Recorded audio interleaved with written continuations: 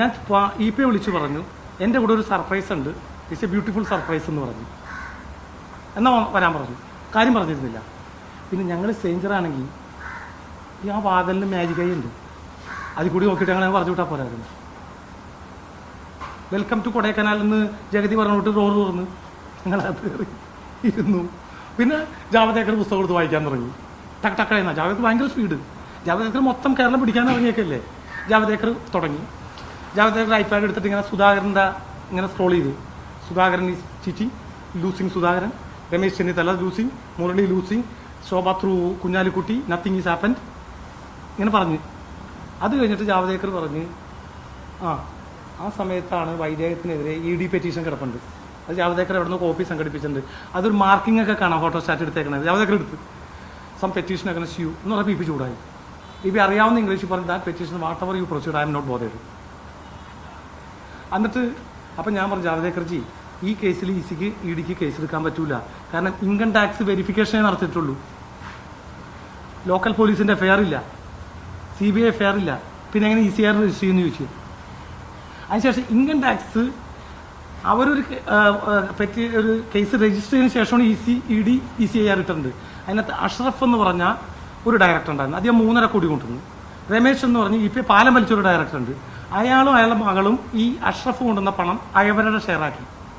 അത് 1 കോടി രൂപ സംബന്ധിച്ച് രമേശും ഫിദ രമേശും ഈ 3.5 കോടി രൂപ അദ്ദേഹം ക്യാഷ് കൊണ്ടുവന്നിട്ട് ഇവിടെ ബാങ്കിൽ ഡിപ്പോസിറ്റ് ചെയ്തിട്ടാണ് മാറ്റിയേക്കണം. അതാണ് അതിനകത്ത് ED ക്വസ്റ്റൻ ഉള്ളൂ.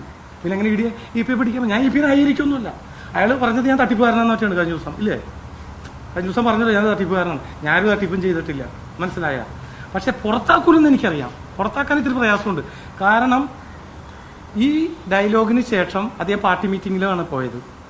അദ്ദേഹം ഇത് അവതരിപ്പിച്ചിട്ടുണ്ട്, വ്യക്തമായി കൃത്യമായും പറയേണ്ടടുത്ത് പറഞ്ഞിട്ടുണ്ട്. അതിനുശേഷമുള്ള മുഴുവൻ ഫോളോപ്പും ഞാനും ജാവദേക്കറും തമ്മിലായിരുന്നു. ജാവദേക്കർ ഏക ഡിമാൻഡ് എന്താണ്? ഞങ്ങൾക്ക് തൃശ്ശൂർ ജയിക്കണം, സുരേഷ് ഗോപിക്ക് എങ്ങനെ നേടണം, ഇത് ഞങ്ങളുടെ മിഷനാണ്. ഈ മിഷൻ എനിക്ക് ഡയറക്റ്റാണ് വന്നിരിക്കുന്നത്. ഈ മിഷന് നിങ്ങളുടെ സഹായം വേണം. നിങ്ങളവിടെ CPI കാൻഡിഡേറ്റിനെ മാറ്റി മറ്റൊരു കാൻഡിഡേറ്റിനെ വയ്ക്കി. എന്ത് ധാരണയ്ക്ക് നമ്മൾ തയ്യാറാണ്.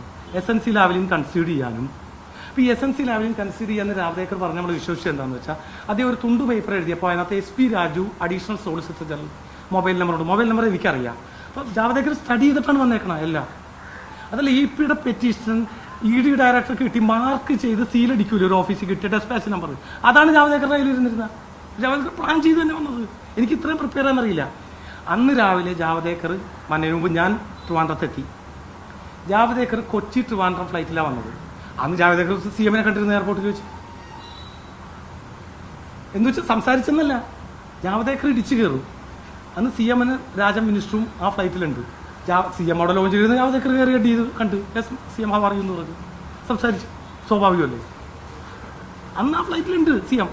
കാരണം ഞാൻ ആ ഫ്ലൈറ്റിന് സീറ്റ് എടുത്തപ്പോൾ എനിക്ക് 19 ആൽഫ കിട്ടി. 20 ആൽഫ VIP എന്ന് കണ്ട് ആരാന്ന് അന്വേഷിച്ച് കഴിഞ്ഞപ്പോൾ CM എന്ന് പറഞ്ഞ് ഞാൻ ക്യാൻസൽ ചെയ്ത് കളഞ്ഞു. കാരണം ഞാൻ പാവകാരം ചുമക്കട്ടില്ല എന്ന് പറഞ്ഞു. അതാണ് ഞാനിത് പറയാൻ കാര്യം. എനിക്ക് 19 ആൽഫ 20 സീറ്റുണ്ട്.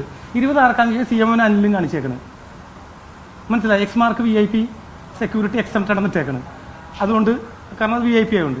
അപ്പം നമ്മൾ അന്വേഷിച്ച് IB-കാരോട് ചോദിച്ചാൽ ആരാന്ന് ചോദിച്ചപ്പോൾ നാളെ CM മൂവി ഉണ്ട് കണ്ണൂരിൽ നിന്ന് വന്നിട്ട്. കണ്ണൂരിൽ നിന്ന് വന്ന് CM കുറച്ച് നേരം ലോഞ്ച് ഇരിക്കും, അതിനുശേഷം പോകുള്ളെന്ന് പറഞ്ഞു. അതോ മെഡിസിൻ കഴിക്കാനായിട്ട് ജാവദേക്കറെ വിളിച്ചുകൊണ്ട്